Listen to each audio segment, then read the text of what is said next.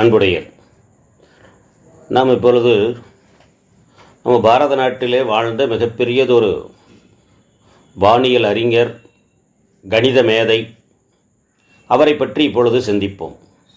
இந்த வித்யார்த்தி விஞ்ஞான் மந்தனில் நாம் அறிந்து கொள்ள வேண்டிய மிக முக்கியமான ஒரு அறிவியல் அறிஞர், பாரத நாட்டினுடைய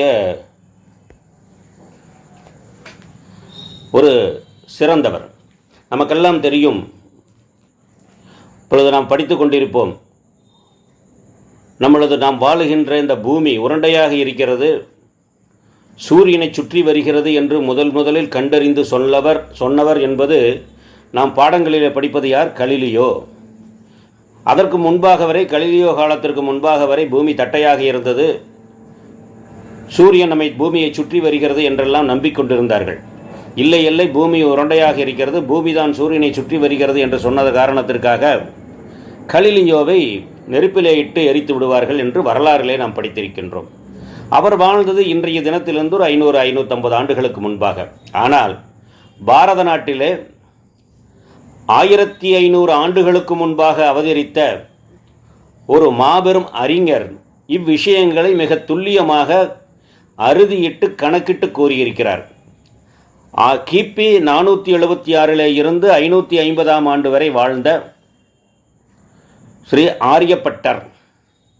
இந்த ஆரியப்பட்டர் பாட்னா, இன்னைக்கு சொல்கிறோமே பீகாரினுடைய தலைநகர் பாட்னா, அந்த பகுதியிலே பிறந்தவர்.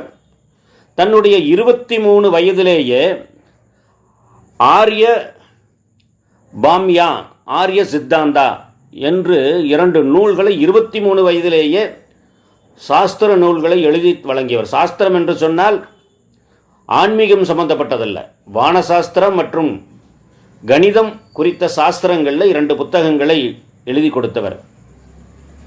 அதோடு கூட இவர் எழுதிய ஆரியப்பட்டியம் என்கின்ற அந்த நூல் மிகவும் பிரசித்தியானது.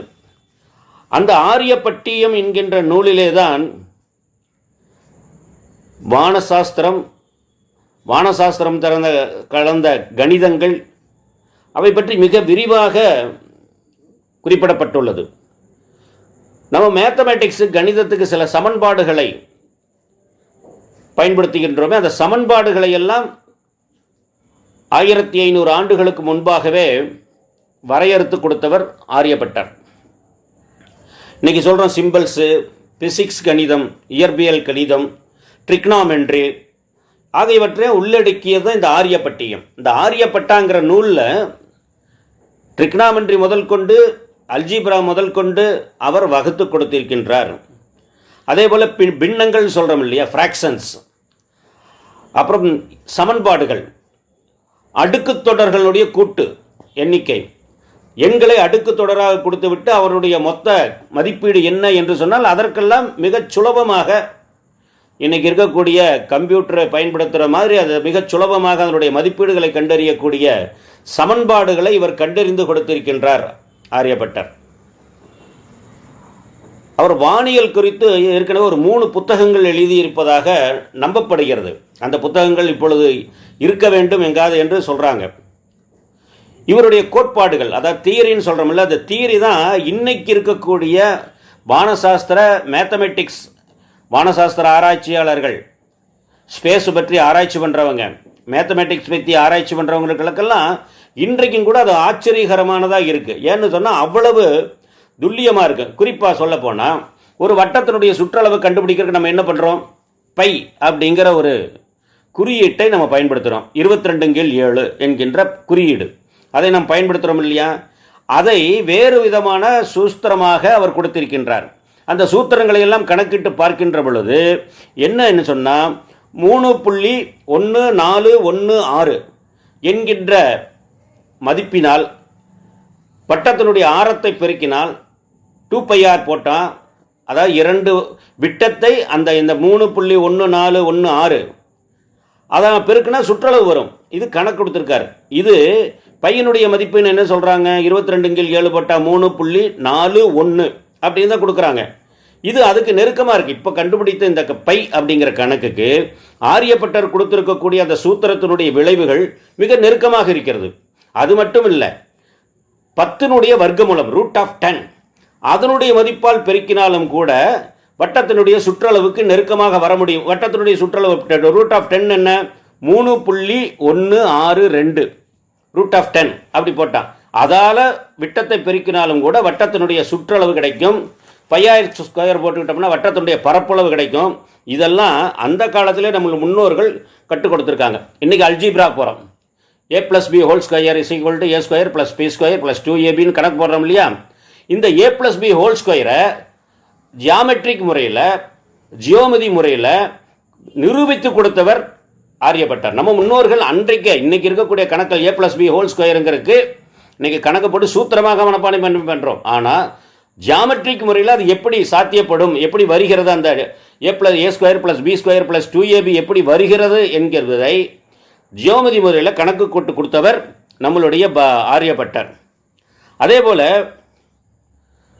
ஜியோமெட்ரிக் முறையில் இன்றைக்கி இவரது படைப்புகள், இவருக்கு பிறகு வந்த வராகமிகரர், நம்ம ஏற்கனவே சொன்ன வராகமிகரர், பிரம்மகுப்தர், பாஸ்கராச்சாரியார், இவர்களுக்கெல்லாம் இவருடைய கண்டுபிடிப்புகள் தான் ஊக்கம் கொடுத்தது, அடிப்படையாக விளங்கியது, வழிகாட்டியாக இருந்தது. அவர்களுக்கு இதெல்லாம் ஆராய்ச்சி செய்வதற்கான பல விஷயங்களை விஷன் கொடுத்தது ஆரியப்பட்டவனுடைய கண்டுபிடிப்புகள். இவர் பல நேரங்களை கணக்கிடணும். நேரத்தை எப்படி கணக்கிடுறது? இன்றைக்கு கடிகாரம் இருக்குது. அந்த கடிகாரம் மாதிரி அன்னைக்கு நேரத்தை கணக்கிடுவதற்காக பல்வேறு விதமான கருவிகளை இவர் கண்டறிந்து கொடுத்தார். உதாரணமாக சங்கு யந்திரா அப்படின்னு ஒரு இது, ஜியோனமன் அப்படின்னு சொல்லுவாங்க. சாயா யந்திரா நிழற் கருவி, நிழலை மையமாக வைத்திருக்கக்கூடிய கருவி.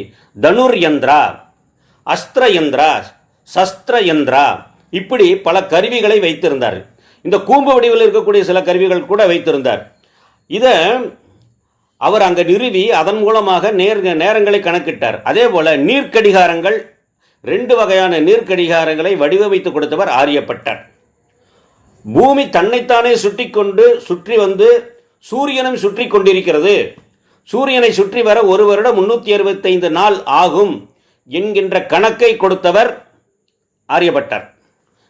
அதோடு பூமியை சந்திரன் சுற்றி கொண்டிருக்கிறது, அது ஒரு அச்சிலை சுழன்று கொண்டிருக்கிறது பூமியை மையமாக வைத்து என்கின்ற கணக்கையும் கொடுத்தவர் ஆரியப்பட்டார். பூமியினுடைய சுற்றுப்பாதைக்கும் சந்திரனுடைய சுற்றுப்பாதைக்கும் 5 டிகிரி வித்தியாசம் இருக்கிறது என்று இன்றைய வானியல் ஆராய்ச்சியாளர்கள் சொல்கிறார்கள். இதை அன்றே கண்டு அதை ஆராய்ச்சி செய்து சந்திரனுடைய நகர்வுகளை மையமாக வைத்து சந்திர கிரகணம், சூரிய கிரகணம் என்றைக்கு வரும், எப்படி வரும் என்பதை மையமாக வைத்து ராகு, கேது என்கின்ற ஒரு நிழற் கிரகங்களை, கற்பனை கிரகங்களை உருவாக்கி அவற்றினுடைய சுழற்சிக்கு கணக்கிட்டு சூரிய கிரகணம், சந்திர கிரகணம் வருவதை துல்லியமாக விஞ்ஞான பூர்வமாக நிரூபித்திருக்கிறார். அன்றைய தினத்திலேயே அவர் நிரூபித்திருக்கிறார். அவர் போட்ட கொடுத்த கணக்கின்படிதான் இன்றும் கூட என்றைக்கு சூரிய கிரகணம் வரும், என்றைக்கு சந்திர கிரகணம் வரும் என்று நம்மளுடைய பஞ்சாங்கிகளை தெளிவாக குறிப்பிடுகிறார்கள் என்று சொன்னால் வராகமிகரர் ஆரியப்பட்டர் கொடுத்த இந்த கணக்கீடுகள் தான் முக்கியமான இது. அதே போல் இரவு நேர பகல் நேரம் இப்போ கணக்குகள் வரும். கோடை காலம் என்று சொன்னால் பகல் அதிகமாக இருக்கும். ஆடி மாதத்திலே இருந்து தை மாதம் வரை இரவு அதிகமாக இருந்து பகல் குறைவாக இருக்கும். தை மாதத்திலே இருந்து ஆடி மாதம் வரை பகல் நேரம் அதிகமாக இருக்கும், இரவு நேரம் குறைவாக இருக்கும். இதையெல்லாம் துல்லியமாக கணக்கிட்டு கொடுத்தவர் யார் என்று சொன்னால் நம்முடைய ஆரியப்பட்டர்.